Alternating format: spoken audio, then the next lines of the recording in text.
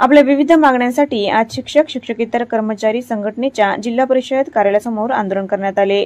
शिक्षकांना जुनी पेन्शन लागू करण्यात यावी, वेतन व अन्य देयक ऑनलाईन पद्धतीने वरिष्ठ कार्यालयाकडे सादर करण्यात यावे, पात्र शिक्षकांना पदवीधर वेतन श्रेणी लागू करण्यात यावी, जिल्ह्यातील शिक्षक बदली नियमानुसार पद्धतीने करण्यात यावी यासह इतर मागण्यांसाठी हे आंदोलन करण्यात आले। मागील अनेक वर्षापासून कर्मचाऱ्यांच्या या मागण्या प्रलंबित आहेत। प्रशासनाचे लक्ष वेधण्यासाठी शिक्षकांनी काळे टी शर्ट घालून प्रशासनाचा निषेध केला।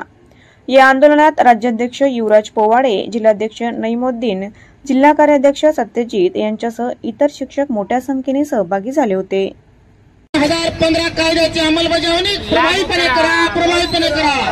लागू करा।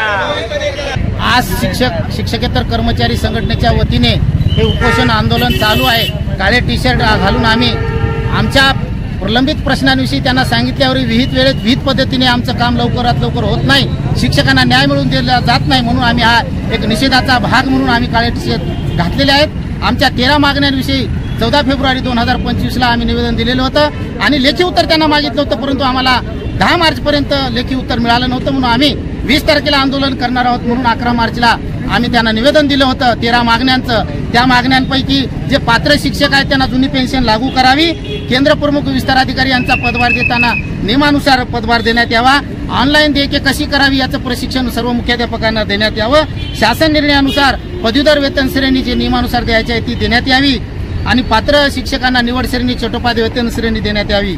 मागण्या पूर्ण नाही झाल्या तर मागण्या जर पूर्ण नाही झाल्या तर याच्यापेक्षा उग्र स्वरूपाचं उपोषण आंदोलन आमच्या संघटनेमार्फत आज शिक्षक संघटनेमार्फत इथेच जिल्हा परिषदेसमोर केल्या जाणार।